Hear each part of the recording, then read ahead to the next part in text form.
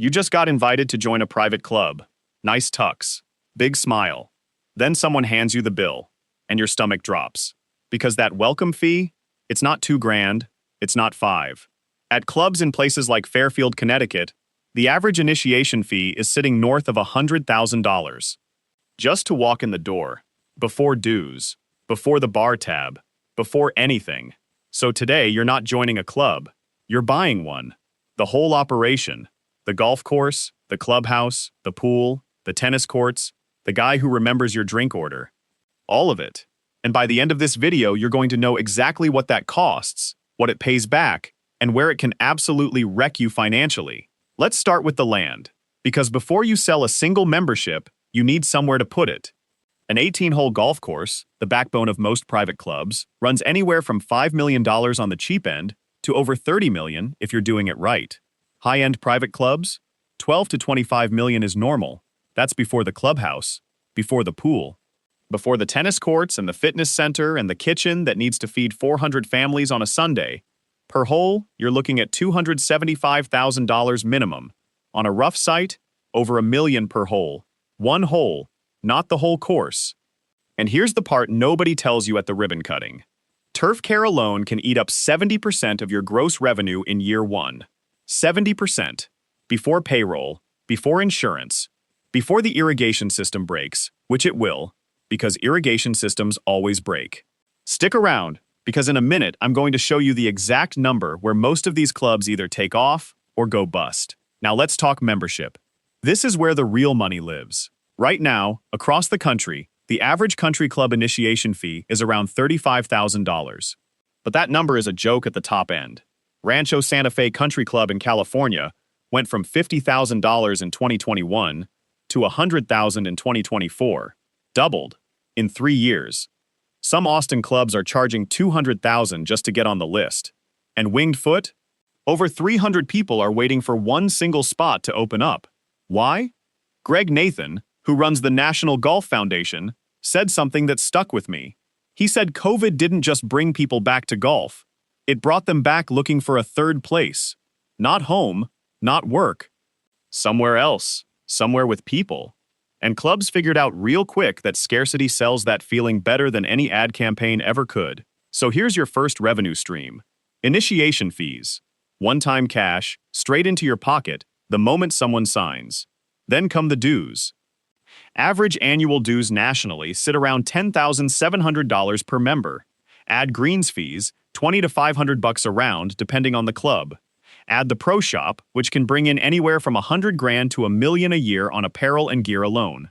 Add food and beverage, banquets, weddings, the Sunday brunch everyone pretends they don't overeat at, and that's another $500,000 to $3 million a year. Easy. Stack all of it together, and a well-run private club can pull in $1 to $3 million a year. High performers with tournaments, sponsorships, media deals, $2 million plus, just in profit, after everything's paid. Sounds like a money machine, right? Hold that thought, because here's where a lot of new owners get humbled fast. Annual maintenance on a private course averages over $1 million a year, more than double what a public course spends. Why? Because your members expect the greens to look like a postcard every single day, in every season. That's labor. That's 56% of your maintenance budget right there. Just people. Add fertilizer, equipment, water, and you've got a line item that never stops eating. Then there's the capital assessment. This is the sneaky one. It's a separate charge on top of dues, and it's how clubs pay for the new roof, the renovated pool, the clubhouse remodel nobody asked for but the board decided you needed. Members hate it, boards love it. And if you mismanage it, you'll have an angry mob showing up to your next meeting with pitchforks and lawyers. Now, the risk that actually kills clubs. Churn. 12 to 18% of members leave every single year. Some relocate. Some downsize when the kids move out. Some just get tired of paying for a golf habit they used twice this year. That churn means you're not just running a club, you're running a sales operation. Forever. Just to stay flat. And history is not kind here. Between 2008 and 2017, country club membership dropped across the board. Dues income fell more than 25% during that stretch. It took over a decade to climb back to where it was before the recession. More than 400 golf courses closed between 2017 and 2019 alone. And going further back, 1,500 U.S. golf courses have shut their doors since 2006. The National Golf Foundation once flagged 10 to 15% of private clubs as being in real danger of extinction. Among the clubs already struggling, 57% said they were operating at a straight-up loss. That's not a rounding error. That's more than half. So why do some clubs thrive while others quietly die? Real quick, if this kind of behind-the-curtain money breakdown is your thing, hit subscribe and drop a like right now. It genuinely helps this channel keep making these, and I've got a lot more coming. Back to it. The clubs winning right now aren't just golf courses anymore. They're adding co-working spaces, cold plunges, simulator rooms with racing games next to the golf sims, dog parks, wellness reimbursements. They're chasing millennials and Gen Z members, who now make up a growing slice of the membership base, up from basically nothing 5 years ago. The median visitor age at some clubs has dropped almost 8 years since 2019. That's not luck. That's a business adapting or dying. Smart club owners also play the scarcity game on purpose. Only 10 summer memberships remain. Membership closed, apply now for next year. It's not just marketing fluff. When you make it hard to get in, people want in more. Waitlists aren't a side effect of success. At the clubs that get it right, waitlists are the strategy. And there's one more thing the pros will tell you that most new owners ignore. Read the membership agreement. Every line. Know if the initiation fee is refundable or not. Know how long the payout queue is if someone wants their money back. Know exactly what triggers a special assessment before you're the one explaining it to 300 furious members. The headline number on the brochure is never the real story. The fine print is. So here's the honest math.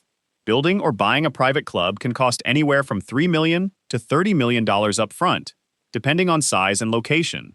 Annual operating costs can run well over $1 million. Payback on a private course typically takes 10 to 15 years, sometimes longer.